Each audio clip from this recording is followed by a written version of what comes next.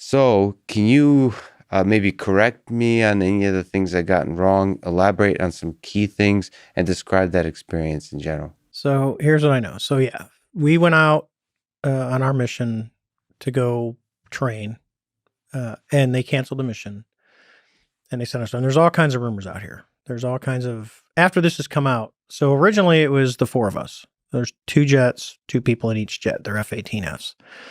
Okay. There is no video from our event. It was all 4 sets of eyeballs staring at this thing. And then when we came back and told it, when Chad and his pilot took off, that's when Chad got the video of it. And we're like, that's it. That's it.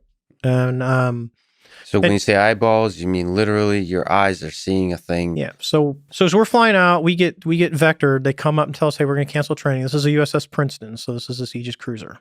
So we're talking to one controller, who is like, hey, sir, first he asked what ordnance we have on board. And I laugh because we don't carry live ordnance in training typically because bad stuff happens. Usually someone forgets to put a switch on and then the missile comes off and hits a good airplane and it's not good. So we had what's called a CATM-9, which is really just a blue tube with the AIM-9 Seeker on the front of it, which is an IR missile. So there's only 2 ways to get it off. You can beat it off with a sledgehammer. You can take this thing and you put a wrench in it and it unlocks the lugs and pulls the lugs back in that hold it on. When it really fires, the impulse from the engine actually throws the lugs forward and breaks that release and it comes off down the rail. That's how it works. So they said, hey, well, we have real world tasking. So as we're going out, my wingman, the other pilot, she maneuvers the airplane to the left-hand side of me. So she's kind of stepped up like this. And I'll use your mic box to start. So as we're going out, they're calling ranges. They're called BRA calls, bearing range and altitude. And they're telling us, hey, it's at 40 miles or 50 miles and 40 miles and 30 miles. So they're saying, hey, 270, 30, 20,000. That's all they say. So we got our radars and we had mechanically scanned radars at the time, APG-73. Good piece of gear. APG-79, new one's way better. But anyway. And I apologize if I interrupt the story. Hopefully it's useful. But they're telling you a location of a thing that you should look at? Yep. They're telling us they have a contact on their radar. They don't know what it is. They just have a blip. They have a little blip. Well, they've been watching these things, and what he told me is they had been looking at these things as we're driving. He says, sir, we've been tracking these things for about 2 weeks. We had been at sea for 2 weeks. Mm-hmm. He goes, this is the first time we've had planes airborne. We want you to go see what these are. Gotcha. So we said, so they kind of interrupt the mission to say, yep, check it out. That's exactly it. So we start driving out there, and as we get down to, he's going, 20 miles, 15 miles, 10 miles, and then you get to a point where they call merge plot, which means we are inside of the resolution cell of the radar, because radars don't see everything. So they have a range and they have an azimuth resolution, right? So, and it's basically, think of a little cube. So and the whole sky is made of all these little cubes, and they're looking. So if you're inside a cube with something and you're both inside the same little cube, then the radar can only see one thing. Mm-hmm. Does that make sense? Yep. So they call merge plot. Well, when we say merge plot to us, it means he's right around, something's around you, get your head out. So we're not looking at radar scopes anymore and the WIZZOs can look, but everyone, it's heads out. When they say merge plot, you're done looking at your displays inside, you're doing this and you're trying to find it. So as we look out to the right and you look high and low, because he could be anywhere from the surface all the way up. Now, keep in mind, the ship is like probably 60 miles away, so it can't see the surface. And you can do your standard radar horizon calculation and go, hey, it's the thing is 40 feet off the water, the panel. Can he really see? There are radars that can see around the curve, but let's just say that it can't at this time. So you go, where is it at? So as we're looking around, we see, now it's a clear day. There's no clouds. And there's no white caps. It's just a calm, it's actually a perfect day. If you owned a sailboat, it was that 5 to 10 knots of wind and you just want to kind of go out there and you're not going to get beat up and have white water come over. It was the perfect day to own a sailboat. How many miles out do you see? Like 7, like you see it's a clear day. It's 50, it's unrestricted visibility. You can see literally all the way to the horizon. It's just clear. Wow. It's nothing. And we're basically off the coast. If you look at a map and you go San Diego and then Ensenada, Mexico, we're kind of in between that, and we're probably about, by the time this all hits, we're probably,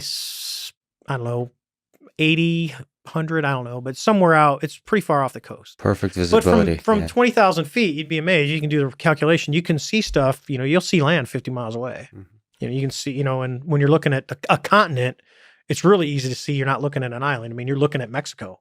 And you can see on the white caps in the water if there is any. Oh yeah, they're easy. For us, we look at it because we know if it's natural wind so if it's a really white cap windy day, then the ship's just kind of barely be moving when we land on it. It makes it actually easier. If the ship has to move where it's got a big weight because it has to make its own wind when we land, which is the day that it was this day, you go, oh, okay. And it creates we call it the burble, but when the air flows across the flight deck, it drops behind the ship, Yeah. And then it kicks back up. So when you're coming board to land, it's going to make you go up a little bit, and then you're going to fall, and you got to anticipate that to stay on glide slope. So we're pretty conscious of what's going on out there with the waves and the wind. So we look. There's no waves. There's no wind. There's no white caps, and we look down and we see white water. So if you put a piece of land, a seamount below the surface, like, even 20 feet below the surface, it's big enough, as the waves come in, waves have height and length. When they come in, that's what happens on the shore. When a wave comes in, it hits, and then it starts to collapse, and it pushes the wave height up because it can't go anymore, and then it breaks over the top, and you get and that's where you get the white. So what happens is at sea, when you get a seamount, you'll see stuff come in, the wave will crash, and you'll get white water. You can go out when it's high tide, and any one of the coasts, you can go out here off of Boston and go, hey, at low tide, I can see those rocks, and at high tide, I can't see the rocks are covered, but there will be white water around those rocks. You'll be able to tell there's something underneath the surface. Does that make sense? Yep. So that's what it was. We don't see an object because there's all kinds of, they saw another craft below the water. We didn't see anything below the water. We just saw white water. But the white water, and I like to shape it, you can say it was across, I say it's about the size of a 737. So it looks like if you took a 737, put it about 15, 20 feet below the water, so the wave's breaking over the top, and you're going to get white water where the plane is at, you'd see this kind of shape. So it looks like a cross.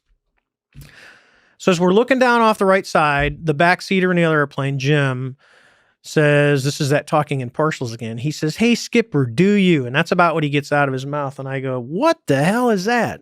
In a nice Do you see that essentially is what he's saying? So we see the white water, and that's what draws our eyes down there. Otherwise, we'd have never seen it.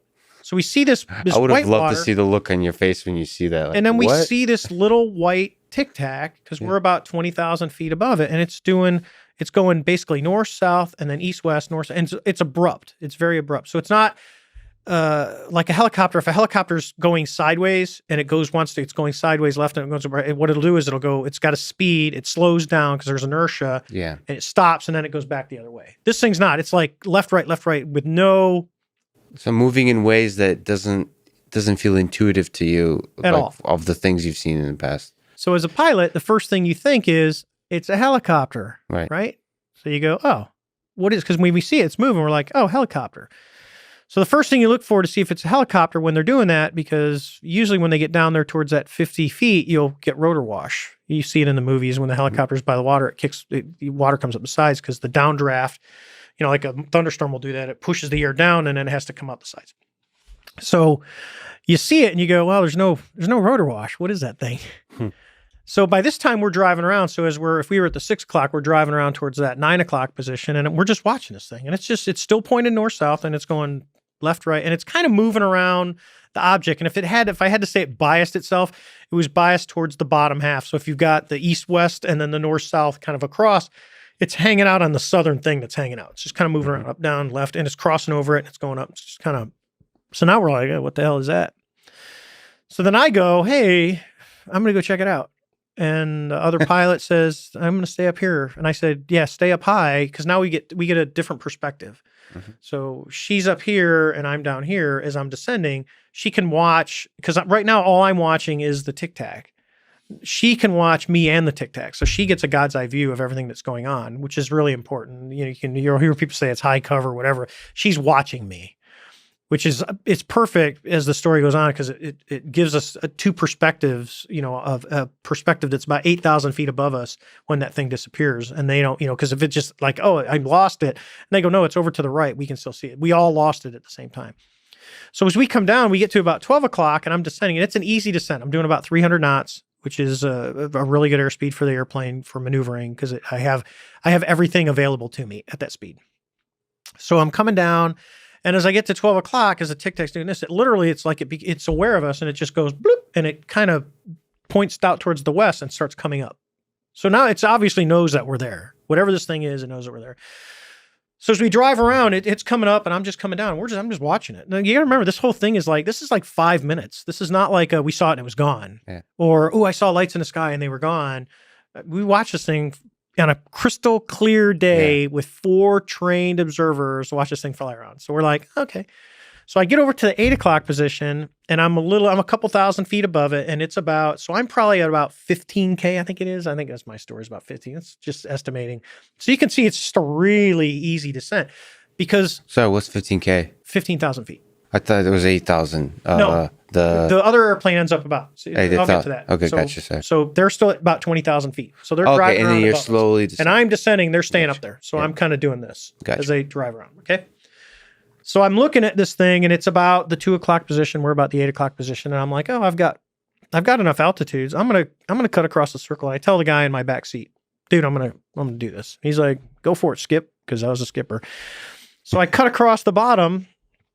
So I'm kind of almost coming out co-altitude as this thing's coming out. I'm going to meet it. Mm-hmm. And I'm driving and, I get to I'm probably about a half mile away, which you think, well, a half mile is pretty far. A half mile in aviation it's nothing. You can tell there's a pilot in an airplane. You can see all kinds of stuff at a half mile. You can see pretty good detail. So I'm like right there and it's coming across my nose. So now I'm basically pointing back towards the east. So I'm cutting across because I'm going to the 3 o'clock position. It's at 2 o'clock and I'm going to meet it at 3 o'clock. So as I do this, it just accelerates and disappears. So this happens at around estimating about 12,000 feet. So they're at 20. So they've got about 8,000 foot of altitude above us when this happens. And as it crosses our nose, it accelerates in less than, probably less than a half second. It just goes and it's gone. And so we're like, the first thing is, dude, did you guys see it? The other airplane's like, it's gone. We have no idea where it's at. So we kind of spin around real quick. I go, well, let's see what's down here. And I turn around, we're looking for the whitewater. And the whitewater's gone. There's nothing. It's literally all blue. So now you go.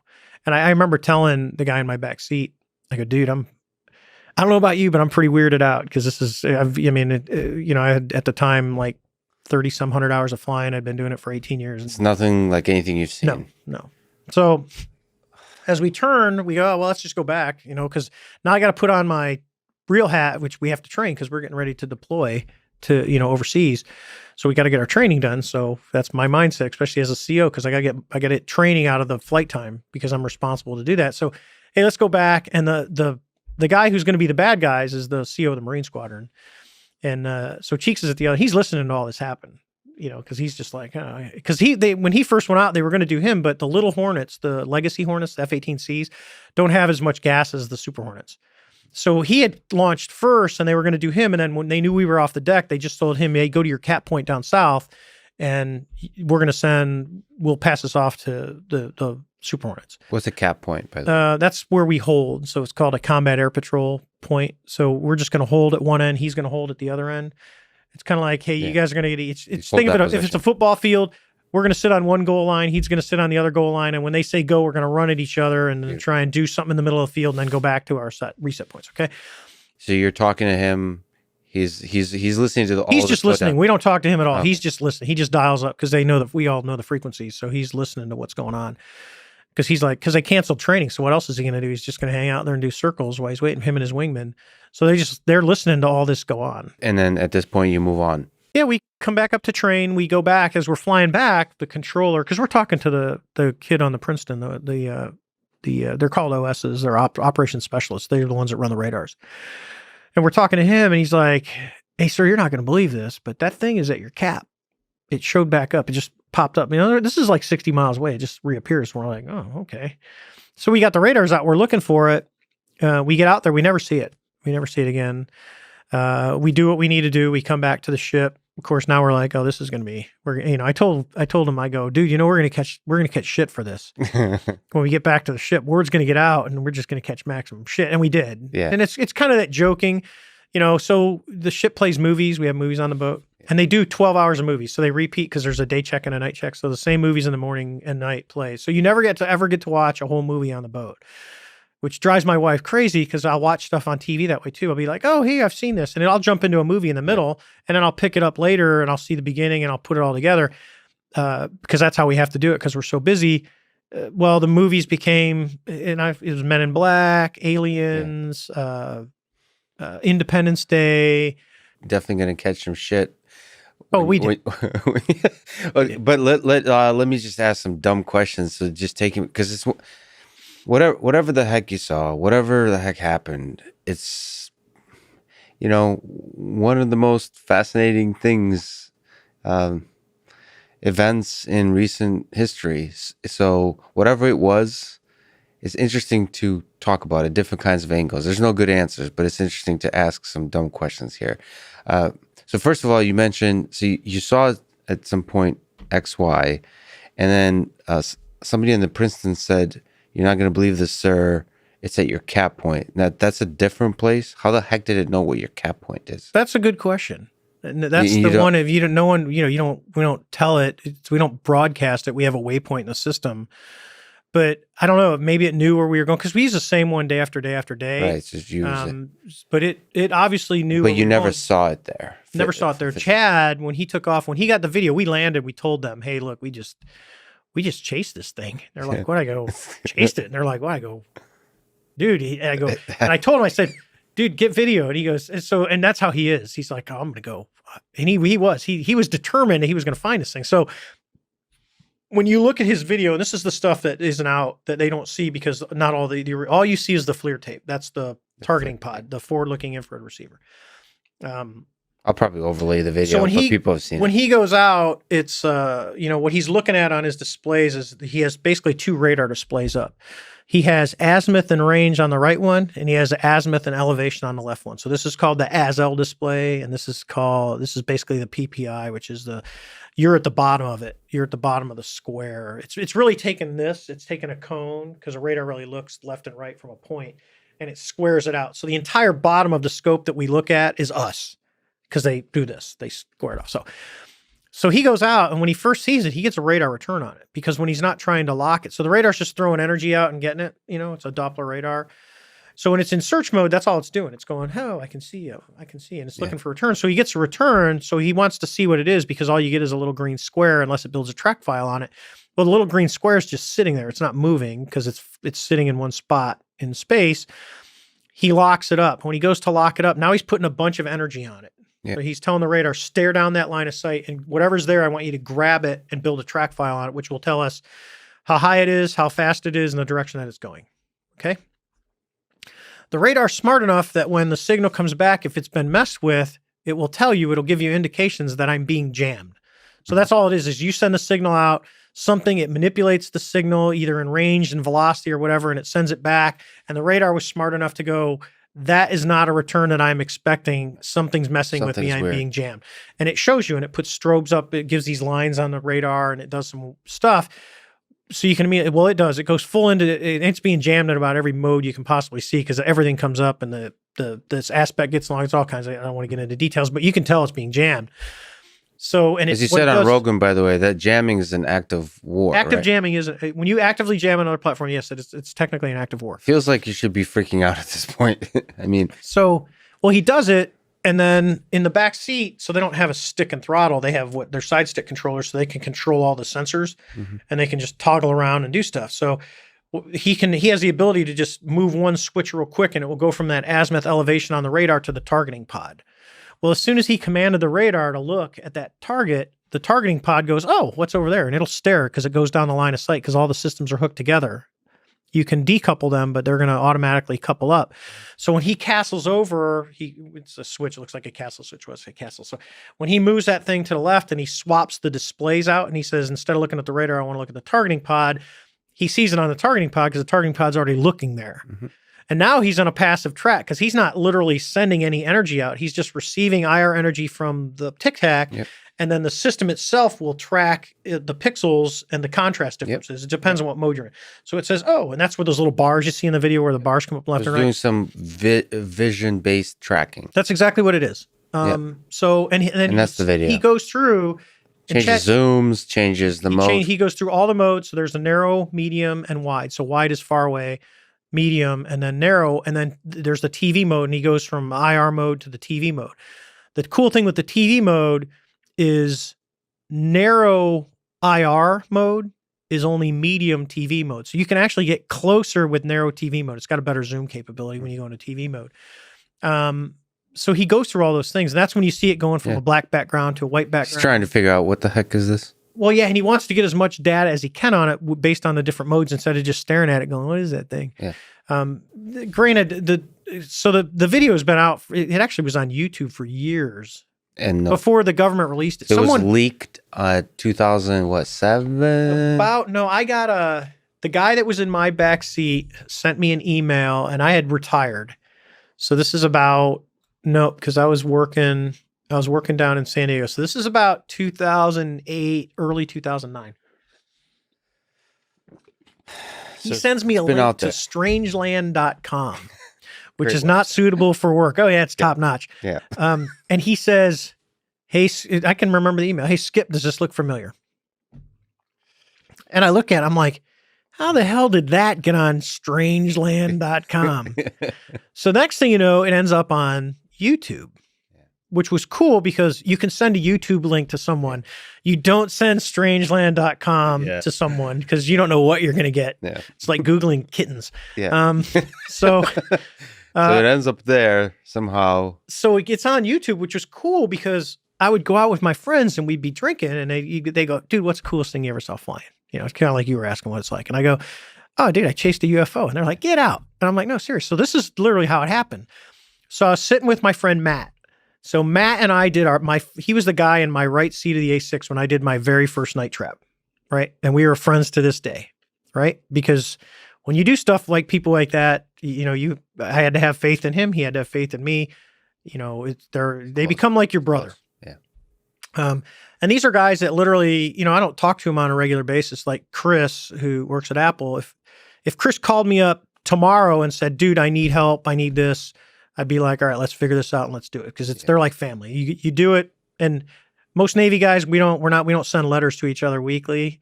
You know, I have friends that I haven't talked to in 10 years. If they showed up on my door, we, you know, pop a bottle of wine, grab a beer, shoot the shit, take about first 10 minutes to catch up. And then it's like old times. And it's amazing how fast this happens. So incredible. So I'm out to dinner with Matt and I'm telling him this story and he's like, get out of here.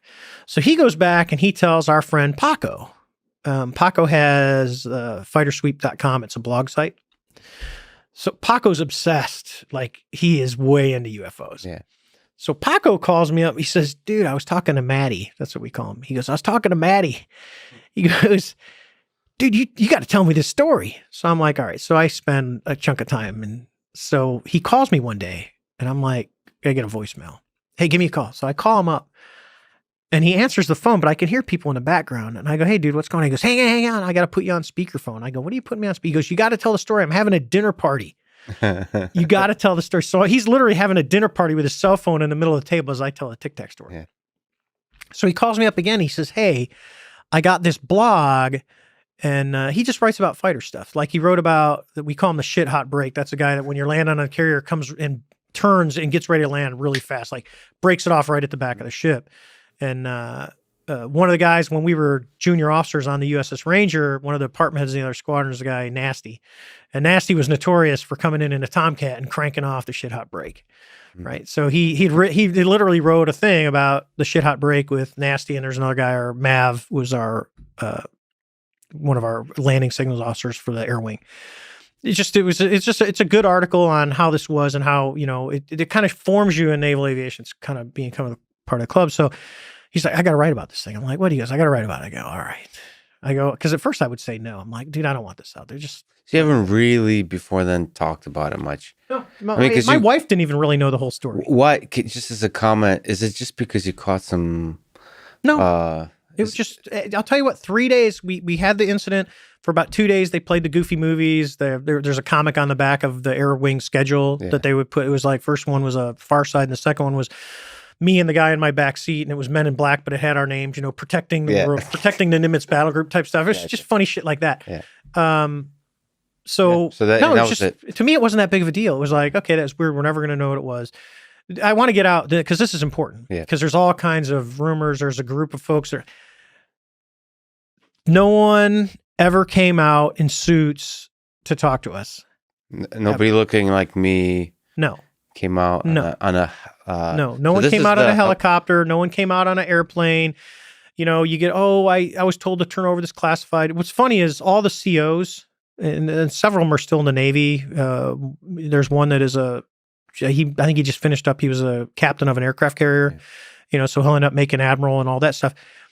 Those guys are all my friends. I talk to them daily. Just to clarify, so just for people who don't know, there's a story that both on the Nimitz and the Princeton, folks in a helicopter landed.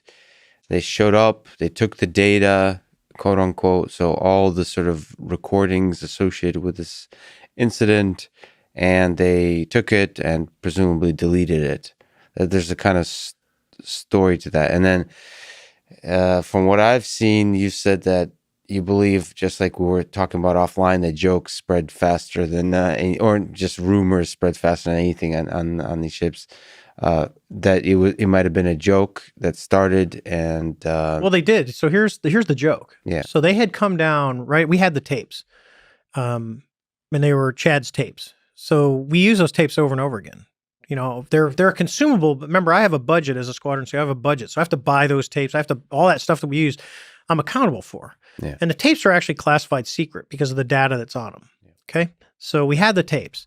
So the intelligence guys, the intel officers, came down from what's called CIVIC, it's CVIC, which is Carrier Intel Center, came down and said, hey, we need the tapes. These guys are going to come. They're going to come and get them. So we're like, I'm like, oh, whatever, So we hand them the tapes, and then someone, because I have, people, shortly after they came and got the tapes, someone came to me and said, they're messing with you. They're playing a joke. So I said, oh, well, let's see how well that goes, because, I'm a CO and they're not.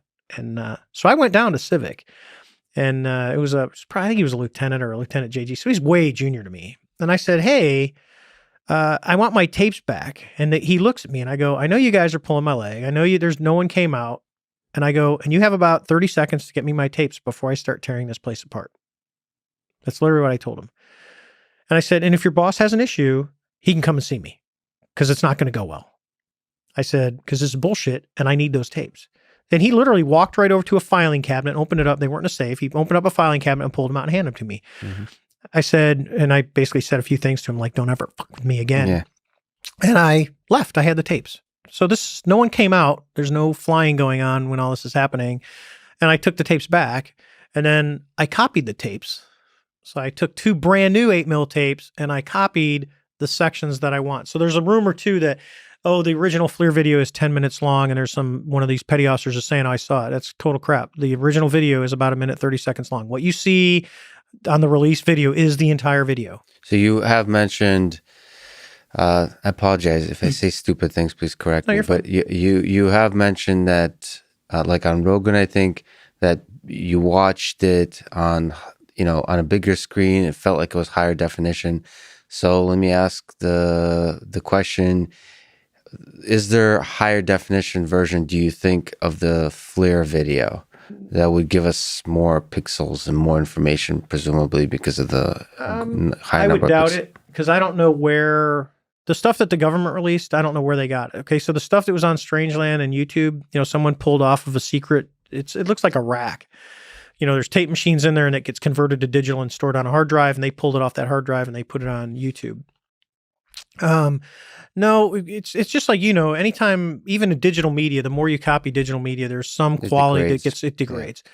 So this, you don't know how many times this has been copied. So we were looking, the videos I've seen are right off the original. They're high 8 tapes that's basically pulled off the back of the display. So it's not filmed with cameras. It's literally a digital feed that's pulled off the back and put onto a high 8 tape. That's how the recorders work. Now it's actually digital to digital. It's not even on tapes anymore. It's a digital recording system. But we were still in that process of slowly up, because originally we had little cameras here that shine. So if the light hit, it would wash out the displays. So it's a pretty good feed. When you put it on, so instead of looking at it on your tiny little computer monitor or whatever, I'm looking at it on a 19-inch, because it was still normal TVs back there. We had just put flat screens in the ready room that I had bought so we could watch movies. So, because a nice, huge 19-inch screen. It was maybe 20. It was nice. Wow, that's huge. Yeah, it was gigantic. Hey, now you can get for like $50, you can get like 60 inches. This is 2005. Yeah. So you look at this big thing, and but you could see. So when you get to the TV mode, when I say there's little things coming out of the bottom of it, you could see those, and it was very clear. But in terms of the actual visual on the Tic Tac, was it? Did you get much more information from the clear? The little things out of the bottom. We didn't see the bottom information. I got so when you see it, because he's coming almost co-altitude with it, you can see the bottom of it. And it looks like little, like if you look at a Cessna, there's little antennas hanging out of the bottom, kind of like that. There was two little things out of the bottom. There's nothing on the top. There was no plume, no IR, no visible propulsions, even heat signature. It's all that stuff. And then the other thing that people didn't see is they didn't see the radar display, which that really raises a classification level, especially to see what the radar does when it's being jammed. Matter of fact, when they did the official investigation in about 2009, I'd gotten a call on my cell phone from a guy government employee, and said, "Hey," he told me who he was. He's still in the government. I'm friends with him, and he said, "Hey, we're going to investigate your Tic Tac thing." This is literally 5 years later. Yeah, 5 years later. And I said, okay, whatever. And he did a pretty good job. I call it the unofficial official report because it was really never official. It wasn't. But I'll give you the history of why I say that and why it never came out in FOIA requests. So he does the report. He sent me the report. And all he said is, hey, I'm going to send you this report. Please don't distribute this report. I said, okay. The report is now out because Harry Reid got it to George Knapp, and they were good enough to redact it, but there's a few versions of it unredacted, and I'm very protective of the other people that were involved in this. So Jim has talked, but he's off the grid. He doesn't talk to anyone now. The pilot of his airplane, she has come out on unidentified, but they don't release her name, although people are starting to do it. And she's had weird shit happen around her house. She's got kids, so I'm very protective of her. And I've told people like Jeremy and George, if I know that the names ever came from you, I will never talk to you again about this. And Jeremy's been really good about it. And so has George. But George knew who the names were because he got the report from Senator Reid. And then the other crew. So the pilot of the airplane that took the video that Chad was in, if you talk to that individual, they really don't have the recollection. They were just out flying that day and it wasn't a big deal. So it's you need to protect, because not everyone wants people knocking. I don't want people knocking on my door, and and there's rumors. You talk to everyone. I think you're about the 23rd person that I've talked to total. Yeah, and that includes the newspapers and stuff. And I've been selective because there's so much. I mean, if I turn down Russian TV. I can give you her name when we're done here. But she not only called me, she called my wife, she called my daughter, she called my son, and she called my son-in-law. Because they're persistent. So I'm pretty I'm very particular. I mean, the reason I'm talking to you is because I knew we would have a conversation that wasn't based just on the Tic Tac and the incident, but we could actually talk about some of the science and some of the theoretical to get more people involved, to go, because I think there's, and when you talk to, Lou Elizondo or Chris Mellon, the group at TTSA, that whole thing was, TTSA? That's To the Stars Academy. That's the Tom DeLonge group that got started. So, and you go, well, because I think Tom has caught a lot of crap for this, but he's actually, when you talk to him, he's very smart. And I asked him, how'd you get into this? And he goes, oh, when I was traveling around with Blink 182, he goes, you read a lot of books when you're laying in a van as you're driving to your next gig before you make it big. And he goes, and he was reading books, and he read one of them on UFOs. I'm trying to think the title. It's one of the big ones that's out there, real popular. And so he started asking more, and through his fame with Blink 182 in the band, he got more and more connected.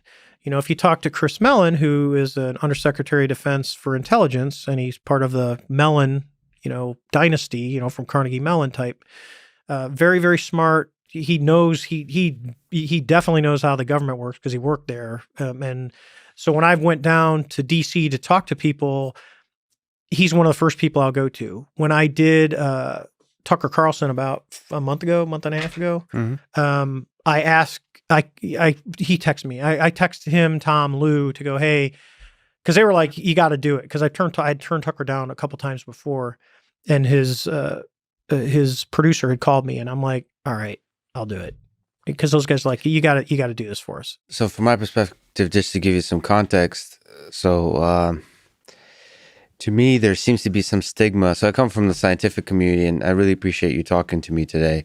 And I think the people who listen to this include, you know, fellow faculty at MIT and major universities, and it feels like there's some stigma to this subject from the scientific community.